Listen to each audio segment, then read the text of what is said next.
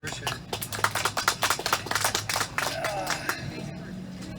I am happy to be here, and I've loved Fredericksburg for many, many years, and it's great to be back. I want to thank Chris for inviting me to talk to you about what publishers are looking for. How many writers? How many writers in the audience? Okay. Well, I wrote this for writers, so I'm glad you're all writers and not just book lovers, right? Let me share one little fact with you about me. About 40 years ago, I was diagnosed with essential tremor, which is often confused with Parkinson's disease. It's different. Katharine Hepburn had it. About 1 million other people have it. I just want you to know that typically I'm not scared of book lovers and writers. Dentists now, people with sharp instruments, that's different. But it causes me to shake, and sometimes it's unpredictable. So let me tell you a little bit about our publishing house, Brandylane Publishers and Belle Isle Books, which is our sister imprint. We publish books in almost every genre and many different subject matter. Different content, but our main primary mission is to publish books that teach and encourage understanding and peace and tolerance. You know, in our current environment, we need a lot of books that teach tolerance.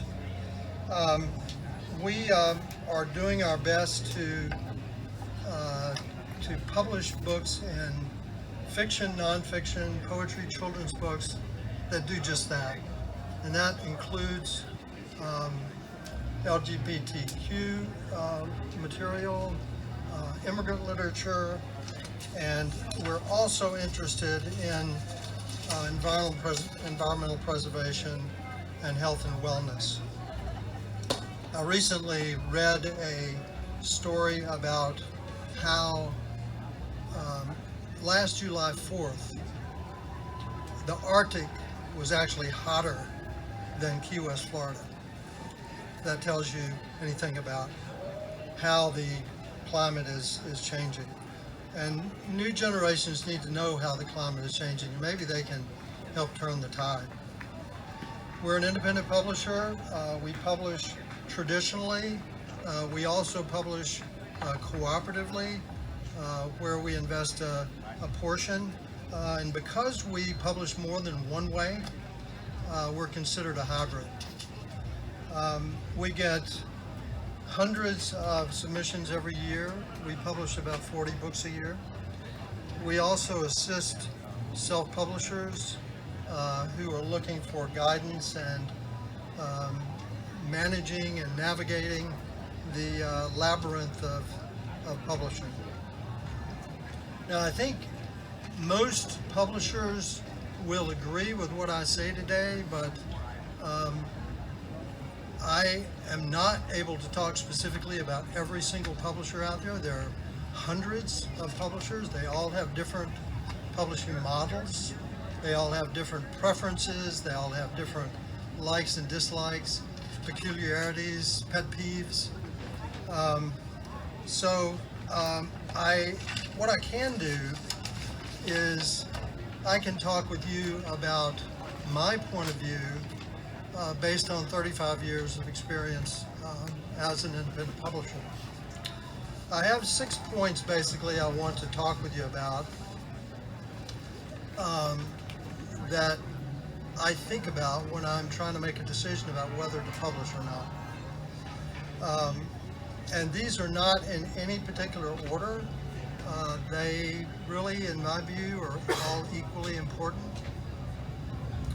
And the number one, besides the smell of coffee and your dog or your cat licking your face, what really gets you up in the morning?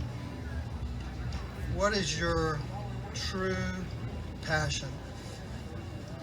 When you bring that passion to your writing, and to your promotion, it's contagious. Passion is really contagious, and not only will it help you write more and write more prolifically, but it affects how you speak about your writing when you're talking about it, when you're sharing it, how you promote yourself, whether people are inspired by you, motivated by you, whether they're motivated by your work. I think this will translate, and does translate, into sales when you bring that kind of excitement and energy to your work. Now, I think most publishers, particularly the larger houses, they're looking for writers who have more than one book in them. They want you to build an audience. They want you to build a following so that when your second book emerges, you'll have that waiting audience for that second book. I can hear that passion a number of ways when I get a submission. I can hear it in the proposal that an author presents to me. I can hear it in a query. I can hear it in the marketing plan. I can feel it when I read a really good manuscript. I felt that way when I read Desmond Tutu and the Dalai Lama's book called The Book of Joy. I felt it when I read Cutting for Stone by Abraham Verghese. I always want to always ask writers to really think about what drives you to write. What's your purpose? Why are you writing this book that you're working on? No, is it fame? Is it money? If it's money, I'm sorry, I have to tell you, the average work of fiction sells fewer than 500 copies nationally. I had one writer who said, my father-in-law doesn't respect me. I'm writing a book so I can gain his respect.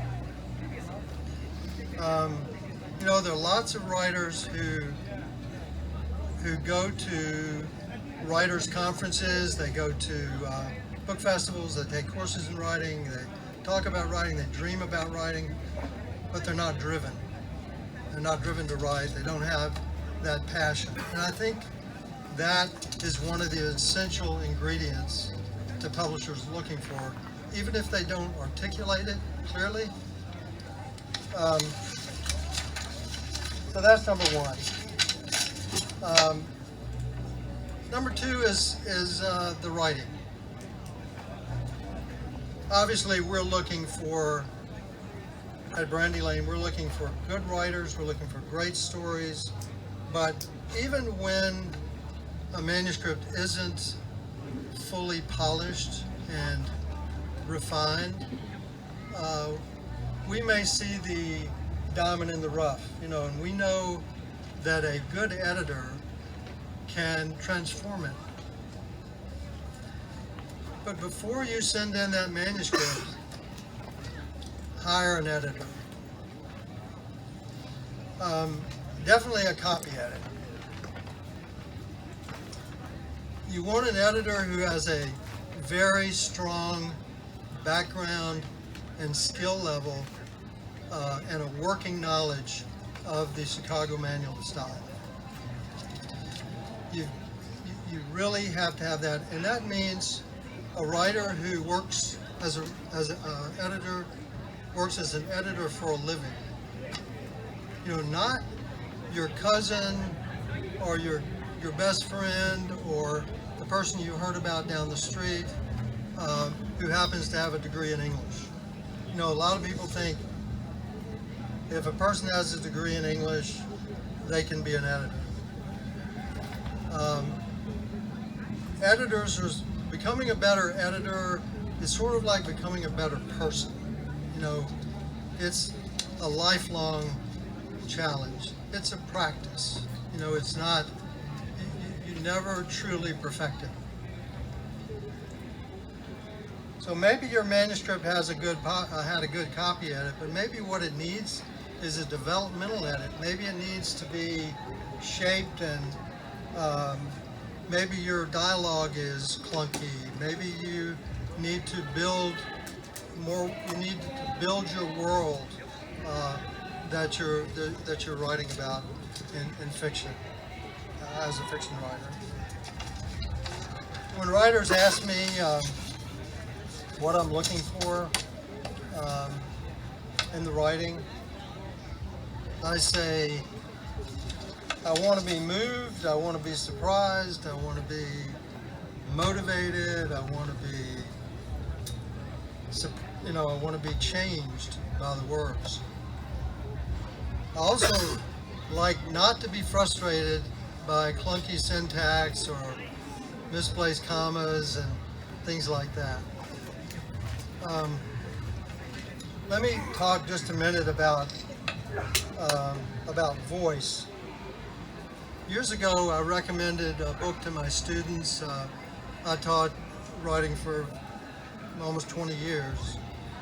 A book called Writing Without Teachers by Peter Elbow. It's been out there a really long time. And Peter Elbow said that writers and readers need a really good crap detector. You need a really good shit detector. And Hemingway said sort of the same thing. He said, the most essential gift for a good writer is a built-in, shock-proof shit detector. This is the writer's radar, and all great writers have had it. And I believe that is so true. Readers have good crap detectors too. What do I mean by that? It means an authentic voice is your voice. It's not you trying to sound like Dr. Seuss, or you trying to write like Stephen King, or you trying to write like your favorite author. If you're trying to be something you're not, readers know it. Their crap detector alarms go off. Once Hemingway, and I'm not particularly Hemingway fanatic or anything, but I do appreciate some of his earlier work.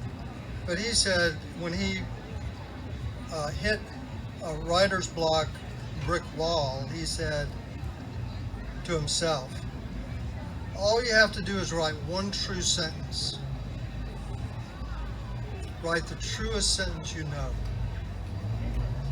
That's always a good start. If you'll wait just a second, I'm going to share with you a writing style and voice that only publishers know, only good editors know, that will win every publisher's heart and publish your book.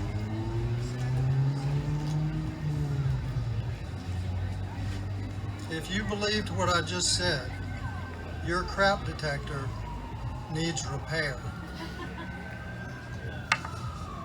I wish I could give you a magic bullet, white rabbit pill, or whatever, to help you write that bestseller, to get one of the big 5 publishers to publish your book. There is no magic pill. There's not one way. Don't let anybody tell you otherwise. When I said I was going to share with you a writing style that was a magic ingredient, that sounded kind of like a Writer's Digest ad that I see a lot of. Take this course, you'll get published. Sometimes it's a great title that makes me want to publish a book. We recently got a submission called The Blameless, and really responded to that, and I thought, I hope I'm going to like it. And we liked it. Christina back here is editing that book right now. When I received another title, Simon Lefray and the Chocolatier's Ball, I thought, please let me love the first chapter and say yes, because I love the title. So think about your title and get some feedback from other readers.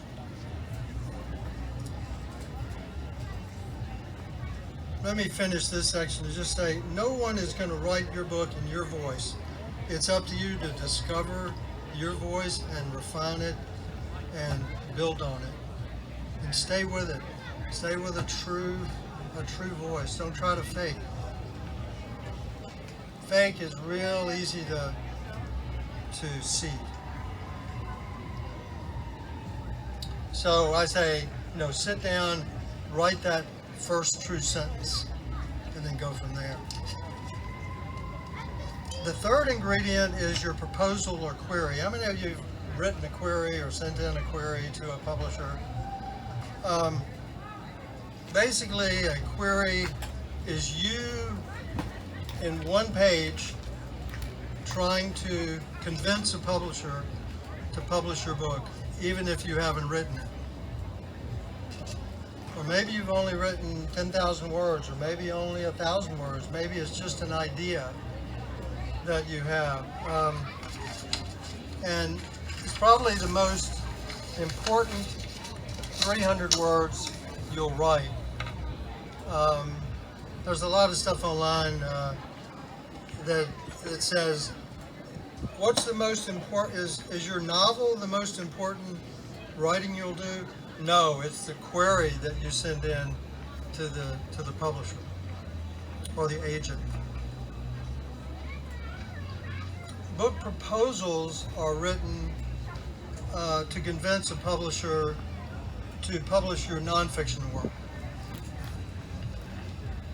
Every publisher has, and every agent has his or her pet peeves.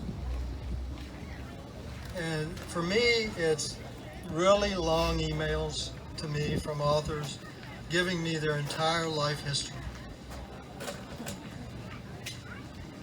That writers who don't follow the guidelines on the website. Writers who think the longer their synopsis, the better. I'm a busy person, my staff is busy, we get a lot of submissions. I want something quick, I want it to the point, and I think agents and major houses feel the same way. So, don't submit a poetry collection to a crime publisher. Don't submit a crime novel to a history publisher. Look at who you're talking to. Know the mission of that publisher. Read their guidelines carefully. What are they looking for? Here are a couple of other ideas or tips. Don't oversell. Don't tell us that your book is the next Harry Potter, that's going to be a New York Times bestseller. Don't tell us that you write, just like Stephen King, and you have a horror novel that you're submitting. Don't get cute. Don't use script fonts. Don't use Comic Sans font unless you're 8 years old and you're writing about unicorns or something like that. But I would say don't even use it then. always include your word count. Word count's really important because when we publish a book, that's one of the first things I look at. Why? Because that's going to tell me approximately how much it's going to cost me to publish that book. It's going to tell me maybe how much editing is going to be required, how many pages approximately in the book.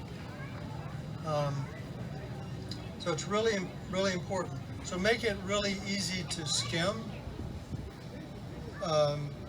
your query. Don't write your life history. Address your email to the editor by name. Don't send to whom it may concern. If you don't know the editor's name that you're writing to, you haven't done your due diligence. You haven't researched that publishing house. It's kind of like, it's a little bit of an insult. You're sending a manuscript to this person, you don't even know who they are. So this guy hasn't, I mean, there might be an exception. They might love your book, but these are just some guidelines. If you're a nonfiction writer, there's a great book on writing book proposals, and it has a really difficult title. It's called How to Write a Book Proposal, and it's by Michael Larson, and highly recommended.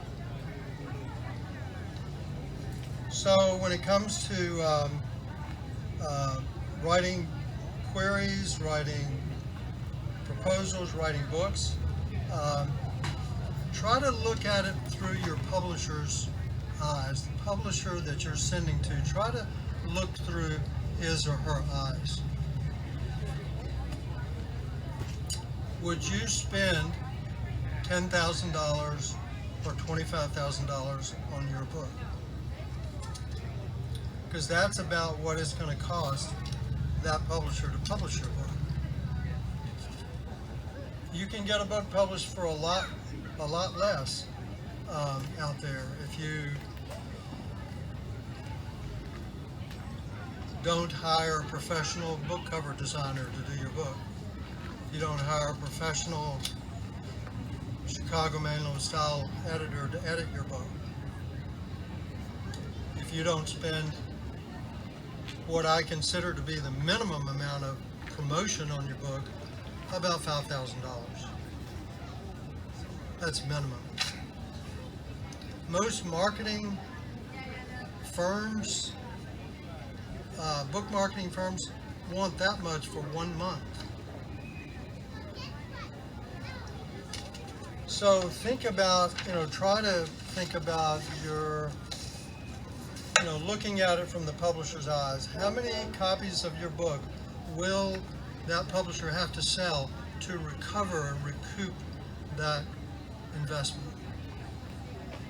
I mean, you can kind of do the math. If you have a $10 book and publishers sell books mostly at 55% discount off retail, so that means he's going to sell that book for $4.50. How many $4.50 books, copies, will he need to sell to recoup $10,000? A lot of books. The fourth point I want to make has to do with attitude and tone. A person called our office some time ago, and she had submitted a manuscript to us. I don't know how long previous to her call, but she said we were being disrespectful because we had not offered her a contract faster. No, we hadn't offered her a contract right away. What do you think we're going to remember about that person?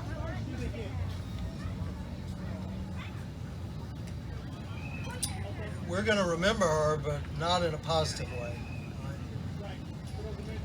Most publishers, we're on that list, we like to work with nice, friendly people. You know, when we decide to publish an author, we're making a long-term commitment, maybe a lifetime.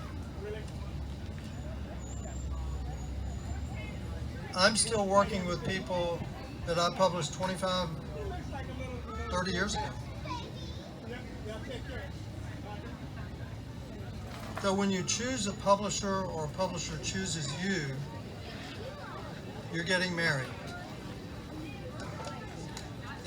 So, I mean, how many of us want to marry a cantankerous, ill-tempered person that complains all the time? I don't. So you want to treat that relationship with care. That relationship with your publisher. You know, all of you, I know what tone of voice is. Tone of voice in speech. Same applies to writing. So don't send snappy emails. We remember those, because that's a sign.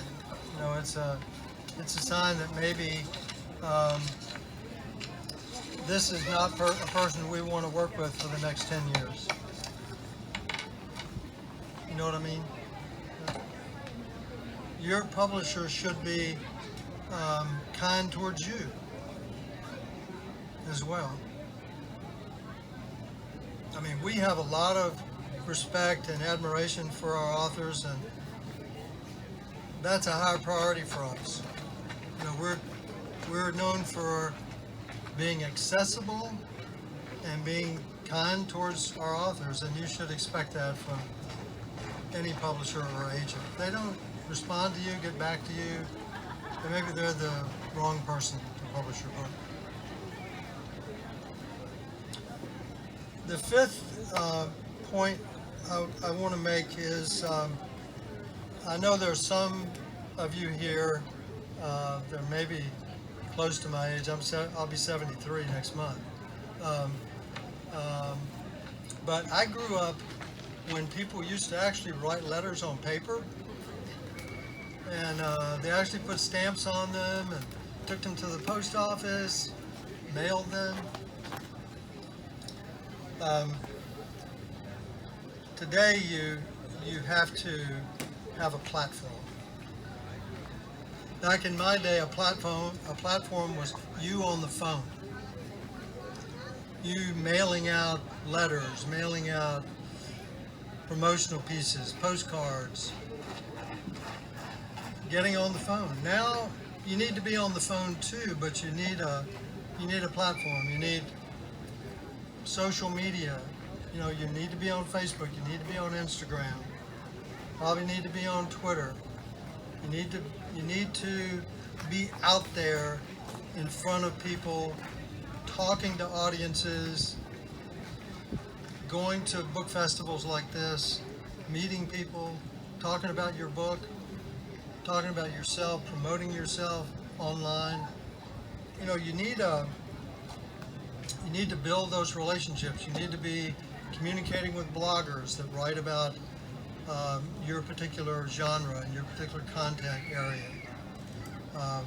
Bloggers who write about young adult fiction, or whatever you happen to be writing. Bloggers who write about business books. So it's really about building relationships with readers, with media, with booksellers.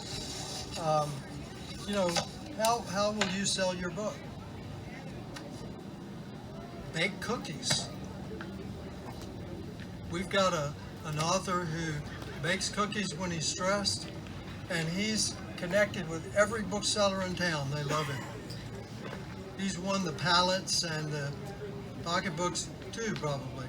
of all the local booksellers because they love his cookies. You know, gimmicks work. So how will you market your book?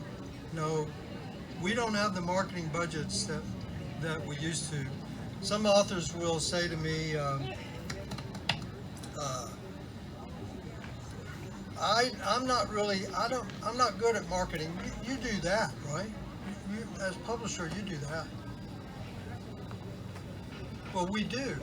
We have a packaging, marketing promotional package that we put in place. Most publishers, the bigger houses, if your book doesn't sell in 120 days, if it doesn't take off in 6 months, they pretty much drop the marketing. They expect almost immediate activity and response. And most, even smaller houses, maybe put a year promotional plan in place. We put a 3-year plan in place for all of our authors because we know that sometimes it can take a long time for a book to take hold. Sometimes, you know, one of the early books that I published back in 1990 or so, sold maybe 300 copies the first year. I think it sold 4,000 the 4th year, something like that. It's because that was way back before we were doing a lot of online marketing. It was mostly word of mouth. Sometimes word of mouth spreads, you know.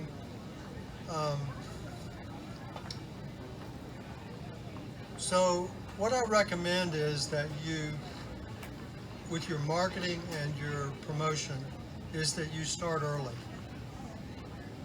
Start if you're working on a book and you think, I'm going to finish this book a year from now and I'm going to publish it 18 months from now, start marketing now.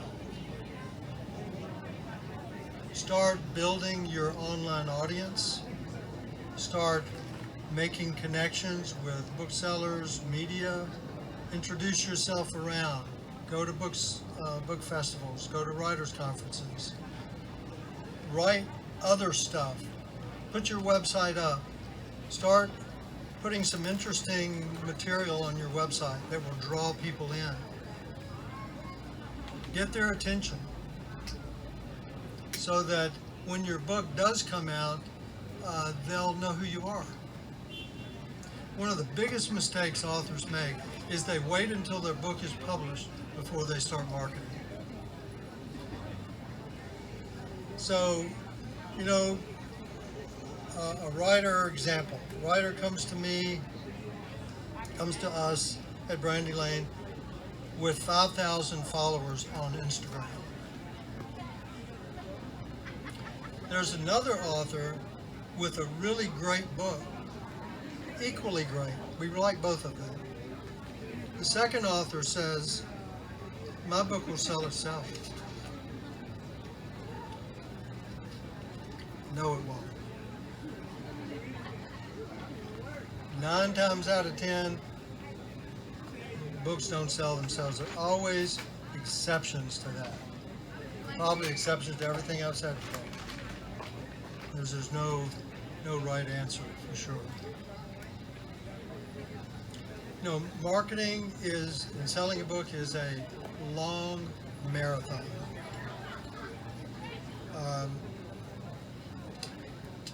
You know, one of the struggles that authors have is giving up if they don't get immediate activity, immediate response, and I'm just going to throw in the towel. You know, the book's not selling, I'm going to stop. So one of my challenges is to keep the faith in a book even when the author has lost his or hers. Keep saying, keep getting out there, keep talking about your book, write the second book to help sell the first. The last thing I'd like to talk about is patience, which is sort of already in the patience mode here with what I just said. Most publishers, especially the small ones like us, we only do 40 or so books a year.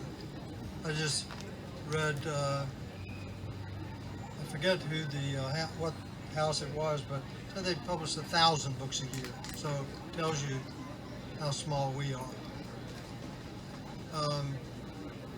But most publishers in particular were overwhelmed with submissions. And that's one of the biggest complaints I think that's leveled at the publishing industry, is how slow we are, to respond, whatever. Just understand that publisher or that agent that you submitted your book to may have 120 manuscripts in his inbox or on his desk if he's still accepting hard copy manuscripts, and yours might be on the bottom. It takes a lot of time to give a manuscript its due attention, and that you really would want given to your submission. Then we have to make a decision about, is this right for us? Can we afford to publish it? What kind of offer are we going to make? I was surprised, and I'm sorry I don't remember the name of this imprint. I should have looked it up. But there was an imprint at Penguin that was launched a couple of years ago that I read about, and I was surprised to see there are 2 people working for that imprint. This is Penguin now. One of the big guys, one of the big 5. And I thought, 2 people? Of course, they send everything out, the editors, designers. They don't have to do all the work, but they just have to read all the stuff, and they have to make the decisions and make the offers. So all this takes time, and so be patient. Patience applies also to building an audience, being patient. Work hard, be patient. It also takes a lot of time to edit and design a cover, design interior, and make all the decisions that have to be made associated with publishing a book. Typically we publish in 8 to 12 months. From the time we make a decision till we actually have a public release date for a book. The big publishers, 18 months to 2 years. So they're a lot slower than we are in most cases. So there are a series of questions I ask when I'm considering a submission. And the first one is, what is the book about? What is this book? Has the author written it well? If it's nonfiction, is this author qualified to write on this topic? And here's the big one that I've already talked about. Is this someone we want to work with? Is this someone we like? And we have authors all over the U.S. and we have authors in Canada. We have authors we have an author in Japan right now that's we're working on a book.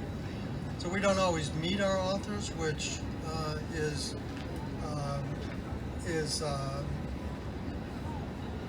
not the way we would like it. We always invite authors to come if they can, sit on our sofa. Will the people hear about this book through the author's efforts? If we didn't do anything marketing-wise, could people hear about this book? How much is it going to cost to publish it? And will people buy it? And it's, I have no crystal ball. I wish I did. My wife and I would probably be living in Cuba or in a faraway place, or Ireland or someplace. This is my wife right here.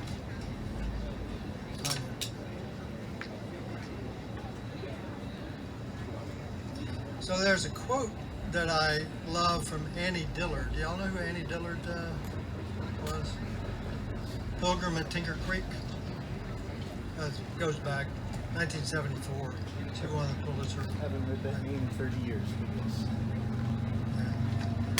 She said, "Write as if you were dying. At the same time, assume you write for an audience consisting solely of terminal patients. That is, after all, the case."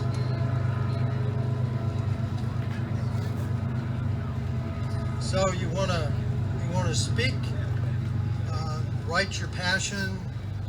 You want to stick with your voice. You want to find it and stick with it. You want to find a good editor to work with. Submit with the publisher in your head. Be kind to your agent, your publisher. Build a strong platform. Nurture those relationships with your readers, with booksellers, media, and be patient. If you're a writer, don't give up. Don't ever give up. I wish you well. Thank you. Any questions?